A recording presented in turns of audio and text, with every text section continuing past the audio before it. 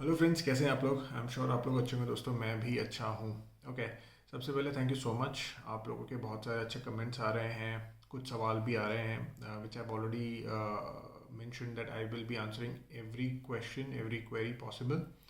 Okay, and आज का topic ये है कि जो स्टॉक मार्केट गिरा है, जो स्टॉक मार्केट में करेक्शन आया है, उसके पॉसिबल क्या रीजंस हो सकते हैं, and is this correction going to be deep, और क्या लगता है हमें कि मार्केट आगे जाके in coming time short term के लिए, because long term as we all know that is going to go up, but short term के लिए क्या हो सकता है।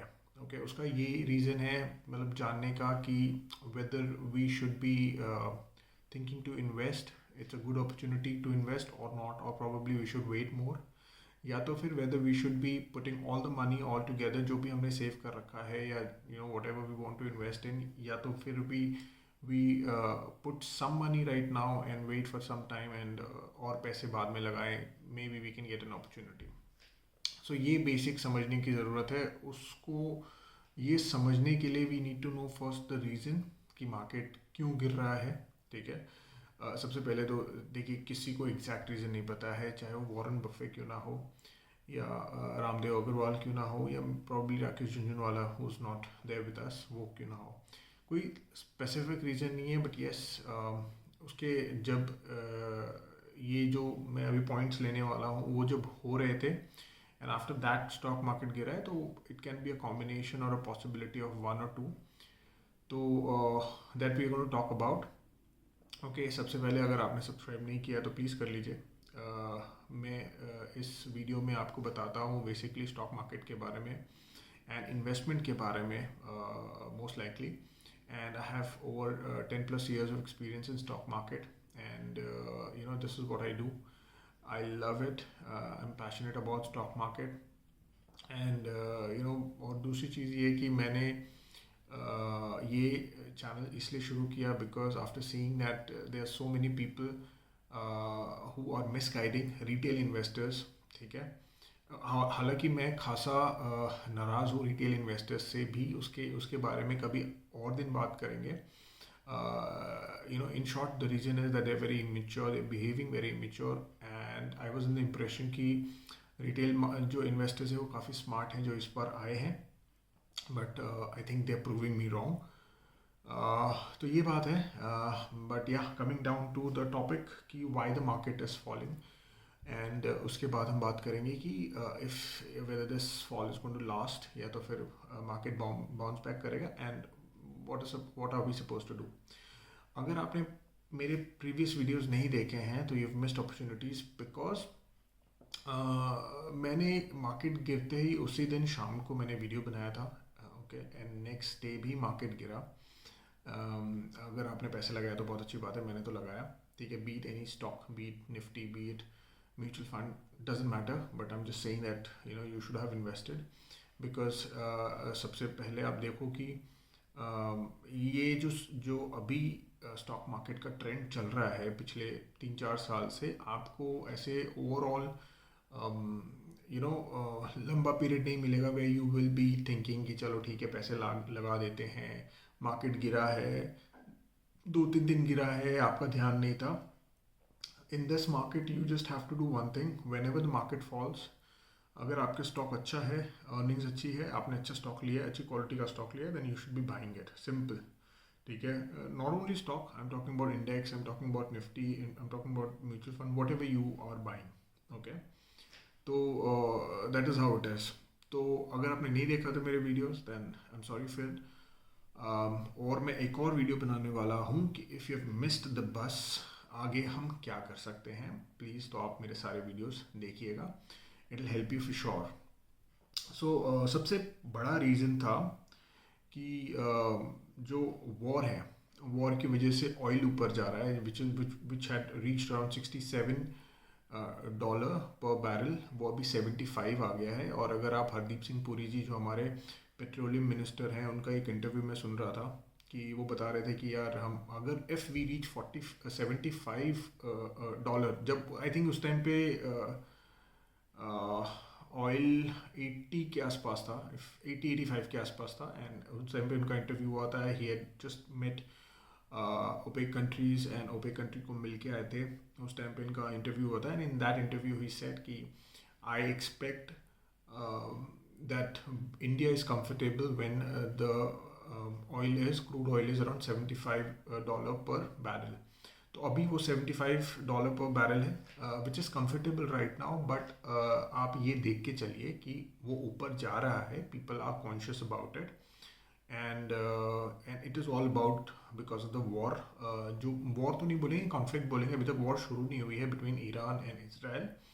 एंड देखिए ये जितने भी मैं रीज़न अभी आपको बताने वाला हूँ उसका सबसे बड़ा इम्पॉर्टेंट फैक्टर यही है कि मार्केट को, the stock market, the investors, beat FIIs DIIs, उनको, ये सिर्फ इन दोनों को बोलूँगा मैं, अनसर्टेनिटी नहीं पसंद है। अनसर्टेनिटी मतलब कोई भी इवेंट हो गया which can affect the stock market negatively, then they don't like it, and when they don't like it they try to pull out some money, जिनका शॉर्ट टर्म का व्यू है एंड जिसकी वजह से मार्केट थोड़ा नीचे जाता है। ठीक है, तो मार्केट को अनसर्टेनिटी नहीं पता है and also it creates panic in the market. When it creates panic in the market, तो जो ऐसे प्लेयर्स होते हैं जिन जो देखा देखी में पैसे डालते हैं और निकालते हैं, they start pulling out money, and जो शॉर्ट टर्म इन्वेस्टर्स हैं, वो इन्वेस्टर्स या स्पेकुलेटर्स बोल दीजिए, ट्रेडर्स बोल दीजिए, whatever you want to call them, वो भी पैसे निकालने लग जाते हैं। एंड दैट इज़ व्हेन ये जो पूरा चक्कर है ऑफ अनसर्टेनिटी एंड पैनिक वो बन जाता है। ठीक है, तो वॉर की वजह से आप देखेंगे कि ये प्रॉब्लम आ रही है। ठीक है, द नेक्स्ट फैक्टर है कि आई थिंक ज़्यादा नहीं बट थोड़ा तो ये भी इफेक्ट किया कि जो सेबी का नया रूल है फॉर FNO एन ऑप्शन,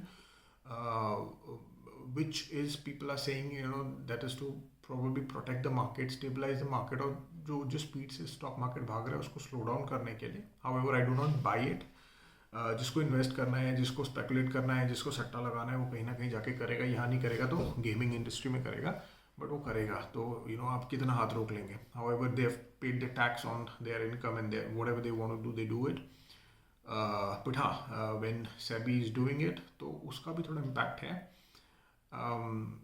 तो and the last and the most important impact जो मुझे ऐसा लगता है कि that is the main factor of it is कि चाइना ने कुछ ऐसे अपनी पॉलिसीज़ लेके आए हैं टू रिवाइव चाइनीज़ इकोनॉमी। हालांकि there is still debate that it was doing okay when they are saying 5% per annum and they are doing 5% per annum with the economy market cap of with the GDP of 19 trillion to 21 trillion। किसी को exact numbers ही नहीं पता because no one trust China, but still I would say 19 to 21 trillion, या probably चलो ठीक है 15 to 20 के लिए अंदर ले लेते हैं, 15 to 20 trillion, उसमें तो कोई ज़्यादा डिबेट नहीं करेगा। तो I think that is still better, not bad not good, but अभी जो रिवाइवल होगा बिकॉज ऑफ देयर पॉलिसीज़, जो FIIs थे जिन्होंने इंडिया में पैसे डाले थे वो निकाल रहे थे। पिछले 3 दिन में people are saying around 30,000 rupees निकाले हैं, 30,000 crore निकाले हुए हैं, and it is expected that they will remove more. And अगर आपको नहीं पता है तो FIIs का अप्रॉक्सीमेटली 15% कंट्रीब्यूशन है इन द स्टॉक मार्केट। तो अगर वो 2-3-4% भी निकालेंगे तो मार्केट थोड़ा हिलेगा। एंड बट जितना जिस हिसाब से वो लोग निकाल रहे हैं उस हिसाब से मार्केट गिर नहीं रहा है। अगर आप लोग 6-7-10 साल पहले होते देखते तो मार्केट अगर वो 3% भी निकालते थे, 2% या 1% भी निकालते थे तो मार्केट गिर जाता था, बिकॉज वो निकाल रहे हैं तो बाकी भी निकालते थे।